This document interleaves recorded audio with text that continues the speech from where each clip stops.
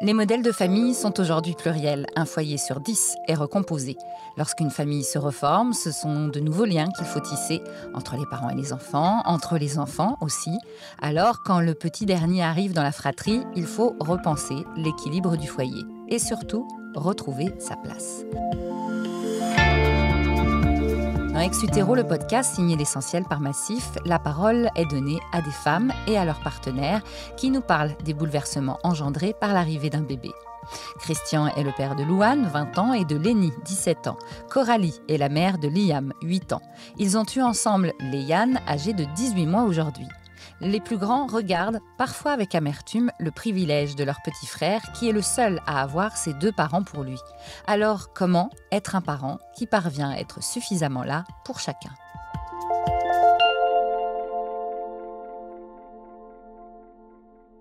Moi, quand j'ai su que j'étais enceinte, je me suis posé la question, je me suis dit comment est-ce que ça va se passer? Est-ce que je vais arriver à l'aimer ce bébé autant qu'il aime? Est-ce que je vais le trouver aussi beau? Et puis en fin de compte, quand on l'a dans les bras, c'est des questions qui partent aux oubliettes tout de suite.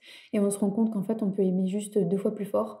Et c'est pareil, enfin moi, mes beaux enfants, je les considère comme mes enfants et je fais pas de différence là-dessus. Mais pour le coup, ben ouais, je m'étais dit: «Ouh là là», j'avais peur de tout ça. Et voilà, je me suis pas posé de questions. Après, j'ai toujours fait en sorte quand même de privilégier certains moments où dans la journée, par exemple, Chris donnait le bain à bébé, ben, c'est moi qui allais coucher Liam. Je faisais en sorte d'avoir le même rituel de coucher. Quel est ton meilleur moment de la journée? Qu'est-ce que tu as préféré? Voilà, pour pas qu'en fait ses habitudes soient trop chamboulées et pour qu'il se dise que bon, ben, en fait, il est son petit frère, il est arrivé, il chamboule pas tout, il rajoute juste une petite dose de bonheur, en fait. Donc Liam, il a 8 ans aujourd'hui et j'avais 26 ans, donc j'étais jeune. Pour moi, c'était l'ordre des choses, en fait. Il fallait, faire un bébé, je construisais une maison, on avait un mariage en prévision et 4 ans après, il y a eu la séparation et j'ai rencontré Christian à la suite de la séparation et ça a été une évidence pour moi, comme tout le reste, comme tout le changement, de ma vie il y a 4 ans, en fait, de repartir de zéro et puis c'est comme ça que ça s'est passé. Voilà. Quand je rencontre Christian, rapidement, il va me présenter ses grands-enfants et j'avais très peur parce que je savais qu'ils avaient, 14 et 16 ans et du coup, c'est un âge pas simple et j'angoissais beaucoup et en fin de compte, quand ça s'est passé, ça s'est très, très bien passé. Moi, j'appréhendais beaucoup déjà de faire rencontrer Liam à Chris. Finalement, ça s'est passé, dans les 2 à 3 mois qui ont suivi et ça s'est bien passé aussi. Mais c'était un peu plus compliqué parce que Liam était aussi plus petit, il avait 4 ans, il comprenait pas pourquoi sa maman avait quitté son papa.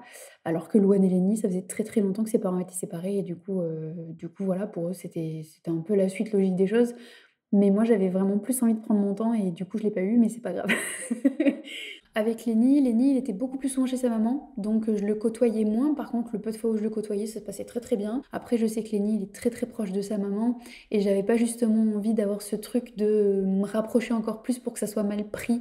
Donc non, j'ai laissé faire les choses et voilà. Alors quand Liam il a rencontré ses demi-frères et sœurs, je me rappelle que Liam posait beaucoup de questions à Louane en lui disant: «Alors toi aussi ton papa et ta maman ils sont fâchés?» Et je pense que ça a aidé Liam à comprendre la situation. Il a pas compris au départ, Liam et le fait d'en discuter avec les grands et de voir que, ben, en fin de compte, ils vont très bien et ils viennent voir leur papa et leur maman et ils ont 2 maisons et ils ont 2 fois des vacances, c'était plus facile pour lui d'encaisser un peu. Lenny est un peu moins présent à la maison, ou alors ça va être pour les vacances et tout ça, mais Loane, il la considère comme sa sœur. Il l'appelle sa sœur. Il n'y a pas de notion de demi-frère ou demi-sœur avec nous. Pourtant, ils ont ni le même papa ni les mêmes mamans, mais il la considère comme sa sœur. Là, elle est partie depuis, je dirais, 2 mois. Il me la réclame souvent. Il me dit souvent quand est-ce qu'elle vient. Tu sais, c'était ma meilleure amie, maman.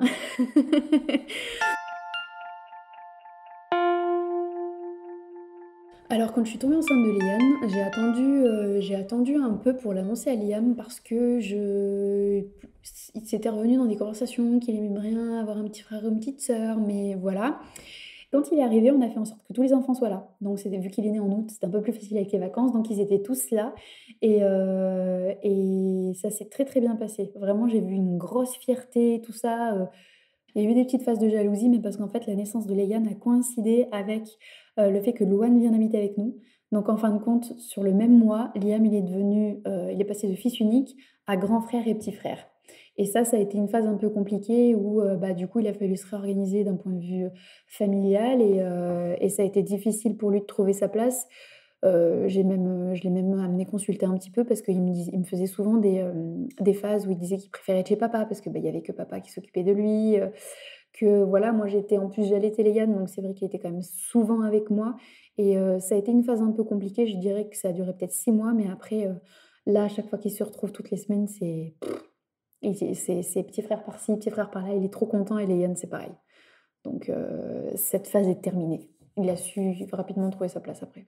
Alors moi, quand Liam, il a commencé à avoir ces petits moments où il pleurait pas forcément, mais il était soudain très, très triste ou alors quand j'allais le récupérer le vendredi à l'école, il était jamais content. Forcément, ça me faisait beaucoup, beaucoup de peine et puis le dimanche, enfin ou alors quand il s'agissait de retourner chez papa, il était toujours tout très, très enthousiaste. Donc déjà rapidement, j'ai su qu'il y avait un petit peu de jalousie et tout ça et c'est vrai que je l'ai emmené voir quelqu'un, je crois que c'était en novembre. Donc son petit frère est né en août, donc quand même j'ai attendu septembre, octobre, je me suis dit: «Bon, peut-être que quelque chose se passe pas bien à l'école, peut-être que ci, peut-être que ça» et puis clairement je voyais que quand il venait ici, ça allait pas quoi.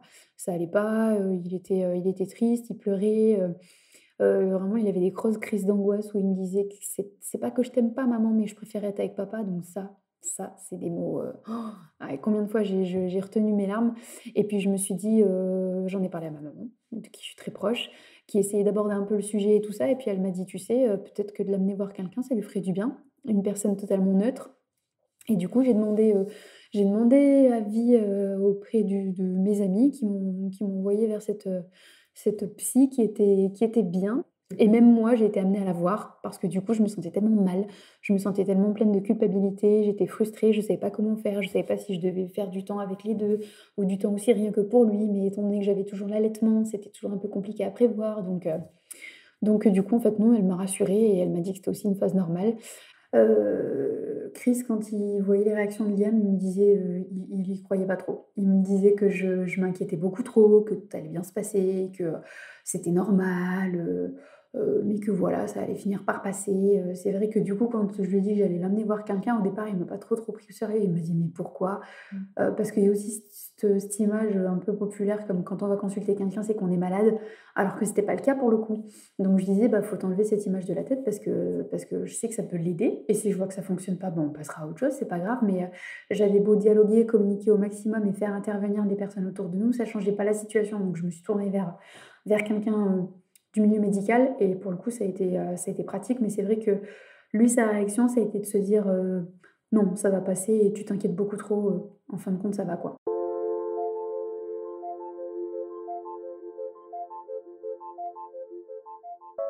Quand, il a fallu qu'il aille, voir quelqu'un et c'est vrai que moi j'étais pas trop pour, mais c'est vrai que finalement, ben, pour lui, c'était peut-être un moyen, de discuter avec quelqu'un, bah, qui est pas de l'entourage du tout. Peut-être qu'effectivement ça lui a fait du bien puisqu'après ces quelques visites, ces quelques échanges, il est venu avec, un meilleur état d'esprit. Donc, oui, ça quelque part, je pense que ça l'a aidé, même si à la base, moi, je pensais que c'était pas forcément nécessaire, mais que vraiment la famille était prêt et aurait pu vraiment l'aider. Peut-être qu'effectivement, ben, les discussions avec papa, avec maman, avec nous, je pense qu'on aurait quand même pu trouver un moyen de le faire, ben, voilà, évoluer comme il est actuellement.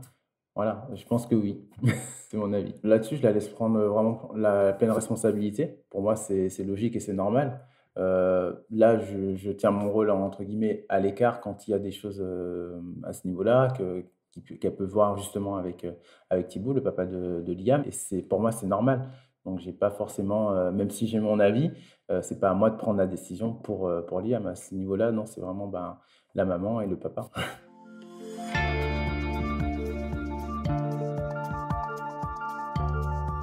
Je ne suis pas aujourd'hui le même papa que j'étais, quand j'ai eu mes 2 grands. Je les ai eus beaucoup plus jeunes, j'avais un autre rythme de vie, j'étais peu présent aussi également et aujourd'hui, bah, c'est totalement différent. Donc, l'arrivée de Léiane avec, heu, on peut dire la maturité, la vie aussi que j'ai où justement j'ai beaucoup plus de temps pour lui, c'est totalement différent et je suis un autre père forcément, donc il y a eu l'expérience aussi, il y a eu l'évolution avec les années aussi, donc il y a beaucoup de choses, donc forcément je pense qu'aujourd'hui, ben, j'ai beaucoup évolué sur le rôle parental et j'ai beaucoup plus conscience de mon rôle en tant que père. Ouais. Alors par rapport à Léni, donc c'est vrai qu'aujourd'hui, ben, à la base, c'était le petit dernier, le petit garçon. Donc il y a eu ensuite, Liam qui est arrivé dans la famille et maintenant Léane.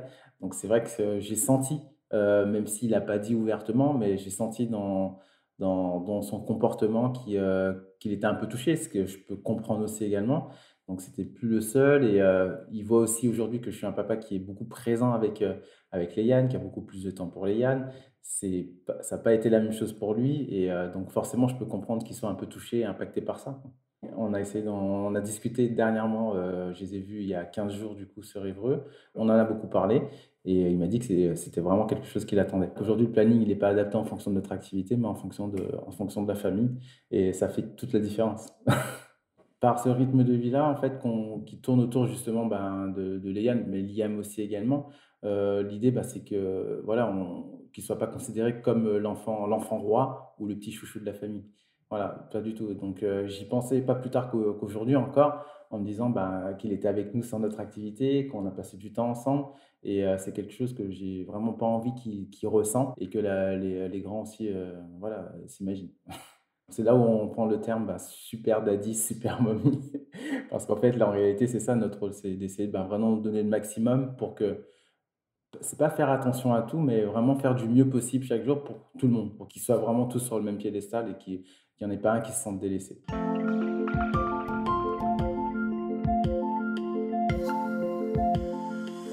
Comme Super Daddy, Super Mommy, oui, ça me fait sourire parce que je trouve ça rigolo, mais quelque part, ça représente bien l'image. Parce que c'est ça, parce qu'il faut faire attention à tous les enfants, parce qu'il faut leur prêter la même attention, parce qu'on a d'autres responsabilités, parce que c'est pas les nôtres. Donc oui, quelque part, il y a ces traits-là qui ressortent aussi, je pense. Entre guillemets, c'est pas le côté super-héros avec des pouvoirs, mais au contraire de super-héros, ben, où on doit justement s'adapter au quotidien à nos enfants, nos propres enfants, et notamment Liam, et pour Coralie, ben, Louane et Lénie. Moi, je dis souvent que je fais tampon, par exemple, plus que, comme j'ai dit tout à l'heure, le rôle d'une belle-mère qui donne des directives et tout ça, c'est plus être à l'écoute et essayer de faire en sorte de faciliter la communication entre ben, le parent et l'enfant. Et de même pour Chris, où des fois je lui dis, c'est le beau papa très cool. Et Liam, il s'entend très très bien avec. Et il y a des fois où je lui dis de m'appuyer un peu plus parce que des fois, il est trop cool. Et je te rejoins aussi là-dessus parce qu'en fait, bah, notamment avec Louane, période d'adolescence, 20 ans, donc c'est vrai qu'il y a elle va avoir plus de facilité, ben, à discuter avec toi, à échanger sur certains peut-être domaines ouais, qui sont personnels, plutôt qu'avec moi. Et c'est là où ben, je suis vraiment ravi, et ça, je sais qu'elle le fait à merveille, de prendre ce rôle, entre guillemets, de la maman aussi, puisque Louane l'attend aussi, ce côté-là. Et je sais que voilà, tu le gères très très bien aussi avec Louane, et je te laisse même, je t'envoie parce que c'est vrai que j'ai une discussion un peu différente avec Louane, et toi, tu as vraiment cette manière ce côté plutôt maternel de pouvoir gérer les choses avec elle.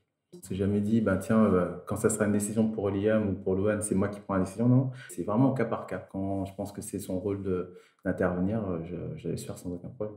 Moi, je mets un point d'honneur vraiment à communiquer, même parfois trop, parce que je sais à quel point c'est important et parce que j'étais quelqu'un qui communiquait pas du tout avant, quand j'étais petite, très, très, très, très, très renfermée, et ça m'a tellement porté préjudice que je pense que c'est important, même quand ça fait mal, de le dire et d'en parler. Et c'est pour ça que j'essaye de parler toujours beaucoup avec les enfants, parler toujours beaucoup avec Chris.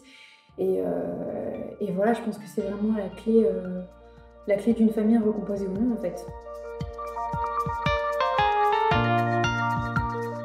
Retrouvez tous les épisodes d'Ex-Utéro sur toutes les plateformes d'écoute de podcast, sur YouTube et sur le site l'essentiel en un seul mot.massif.fr.